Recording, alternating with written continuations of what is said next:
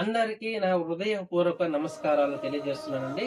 కాటేపల్లి పంచాయతీ పరిధిలో యువత చాలా మంది అయితే ఉండడం జరిగింది. సో వాళ్ళలో పంచాయతీని ఏ విధంగా డెవలప్ చేసుకోవాలి, ప్రశ్నించే గుణం చాలా మందికి అయితే ముందుకు రావడం జరిగింది. ఈ రానున్న 5 సంవత్సరాల నుంచి 10 సంవత్సరాలకి మన ఊరి పంచాయతీని ఇప్పుడున్న రీతిలో కాకుండా ది బెస్ట్ ఇది మన ఇండియాలోనే బెస్ట్ వచ్చే మార్గంగా మనం తీసుకోవాల్సిన బాధ్యత ఉంది. కనీసం మన జిల్లాలో కావచ్చు, ఆంధ్రప్రదేశ్లో కావచ్చు, మన పంచాయతీ అనేది ఉత్తమమైన పంచాయతీ అనేది నెంబర్ 1 రావడానికి యువత ప్రధాన పాత్ర పోషించాల్సిన అవసరం అయితే ఈ 5 ఏళ్లలో మనకైతే ఉంది ఖచ్చితంగా.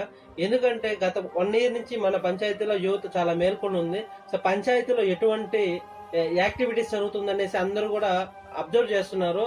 సో కాటేపల్లి పంచాయతీ పరిధిలో ఒక్కొక్క వీధి లైట్ని చూస్తుంటే ఒక్కొక్కరికి ఎలా ఉంటున్నారో నాకైతే అర్థం కావటం లేదండి. ప్రశ్నించకుండా ప్రశ్నించే గుణం వల్లనే మన ఊరికి డెవలప్మెంట్ వస్తుంది. పని చేసే వాడిని ప్రశ్నిస్తున్నారు, పని చేయని వాడిని సపోర్ట్ ఇస్తున్నట్టుగా మన పంచాయతీ యువత అయితే ఇలా ఉండడం అనేది చాలా బాధాకరంగా ఉంటుంది. సో ఎవరిని కూడా హేళన చేసి మాట్లాడకండి. వీలైనంత వరకు సపోర్ట్ ఇవ్వగలిగితే ఇవ్వండి. యువత అనేది రాజకీయంలోకి రావడమే గొప్ప. వచ్చిన తర్వాత కూడా మీరేదో ఉద్ధరించేటట్టుగా యువతని హేళన చేసి మాట్లాడుతున్నారు. సో ఇది తప్పండి. యువత ఖచ్చితంగా పోటీ చేయడం జరుగుతుంది. పోటీ చేసిన ప్రతి వార్డుల్లో కూడా యువత ఉంటుంది.